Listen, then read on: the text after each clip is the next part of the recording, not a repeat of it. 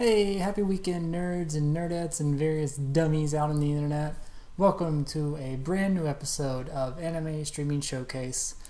This week we are going to look at a series called Assassination Classroom, where the basic premise is these students have to kill their teacher. And, well, let's just get right into it, shall we? First things first, school sucks. It gets better once you reach college and the freedom of making your own schedule around your own time occurs, but it can still be pretty dreadful most times. Just know it could be worse. Like, you could be in the worst class in school and then are tasked with killing your new teacher who just said they would destroy the planet in 1 year's time.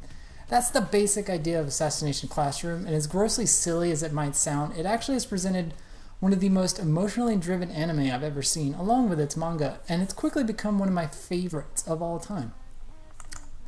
The students of class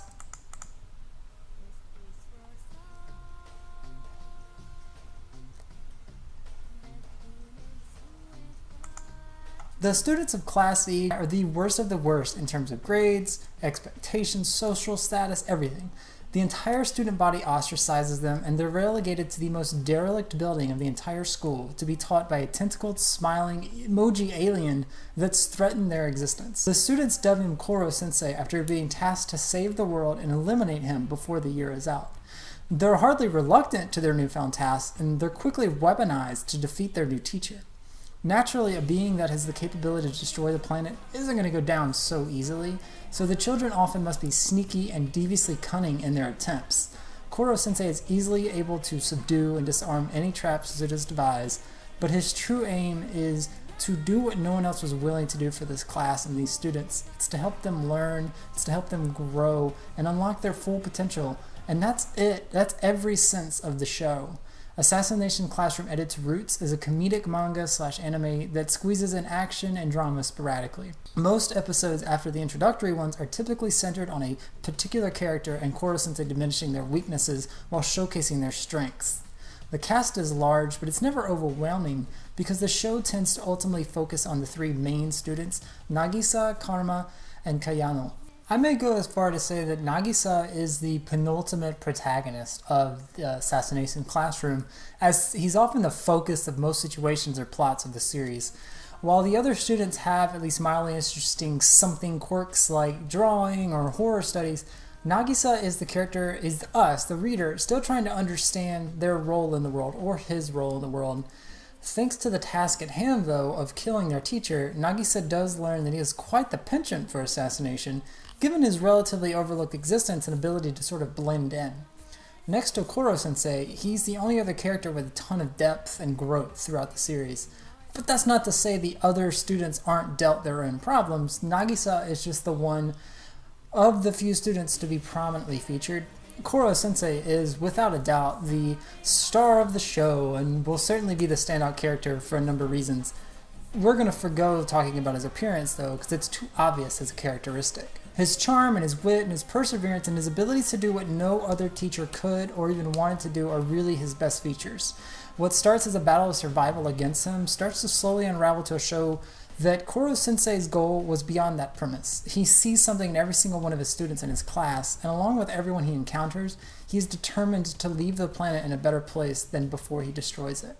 The truly major touch that helped me appreciate the character even more was the casting choice by Funimation in choosing Sonny Strait as the voice actor.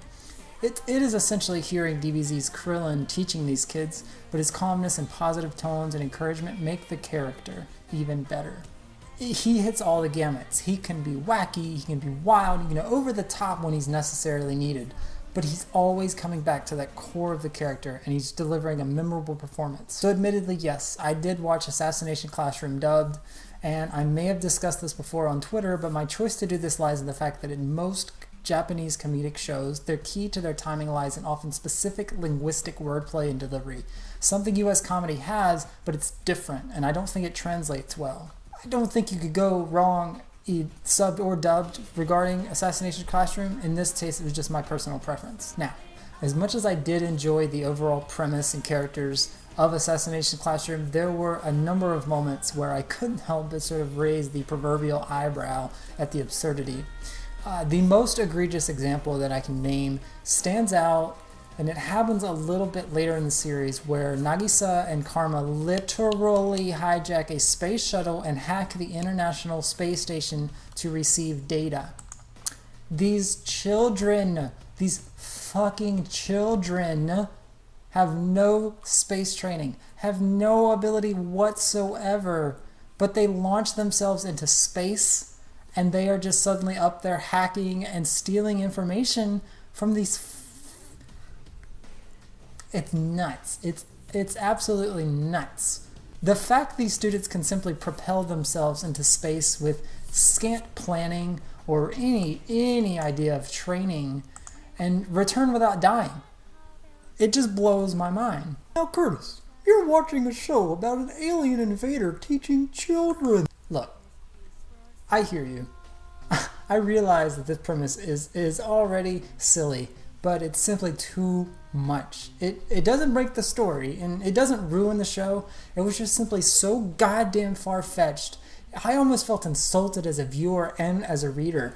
This small individual standalone episode left such a bad taste in my mouth that it thankfully didn't soil the entire series. It was just so beyond reasoning and logic that it felt like a slap in the face. But it's a minor hang-up, and it doesn't spoil the entire experience of Assassination Classroom, so I'll just move on. But Assassination Classroom has quickly become one of the most beloved series that I've seen or read in the last 10 years, and I don't think you could go wrong in either form. I actually picked up the manga when the series initially started airing its first season, and ended up catching up to the bulk of the series while I was on a trip to New York, waiting for the second season to start. It's about a 1-to-1 adaptation, with each episode containing about 2 to 3 chapters, mostly on average, to pad out the episodes. Mangaka Yusei Matsui presented a very open-closed story with Assassination Classroom. Despite spin-offs and side stories, the main story stands strongest and presents a terrific story for younger kids and adults who may still be trying to find their lot in life. It's surprisingly more deep and heartwarming than one might expect from the cover art and the premise. But I think almost anyone can find something in here to appreciate with Assassination Classroom. You can find it streaming at typical streaming sites like Crunchyroll and Hulu. They both are hosting the subbed version. Funimation has exclusive dubbing rights, so you can find it there, and then they also release the home media. If you're looking for a series that can really go beyond traditional comedic bits and cliche ideas and sort of wink at them that a lot of shonen shows like to hit on, I think Assassination Classroom can be that series. I mean, it helped me, who's an absolute cynical monster, even get a little bit teary-eyed by the series end, and I think it might do the same for a lot of others. Hey dummies, yeah, wardrobe change. I'm not wearing the Batman yellow that I was wearing just a couple of seconds ago. So what happened, for whatever reason, the last bit of the video that I had recorded had gotten horribly out of sync. The audio and the video just was not matching up. I do not understand why that was. Everything else looked good, but for whatever reason, that last bit wasn't working. Luckily, it was nothing too important. There was no vital of the edit or the review in there. It was all the plugs part, which is what I do at the very end of every video anyway. So it's essentially, I'm just going to wrap it up really quickly. Go to Laser Time Podcast. Check out all their stuff. Again, always, I cannot give them enough thanks for giving me the avenue to do this. It's so great. Check out their YouTubes, check out their podcasts, check out the site every day. They always have something going up. Matthew J's got his 101 cartoons videos. There's always something really cool that's going to be on the website, so check it out. And I'm going to work really hard, actually. Next week I'm going on a sort of mini vacation to California, so I'm going to be gone that Saturday, but I'm going to work really hard to try and have something ready for next week so I don't miss anything.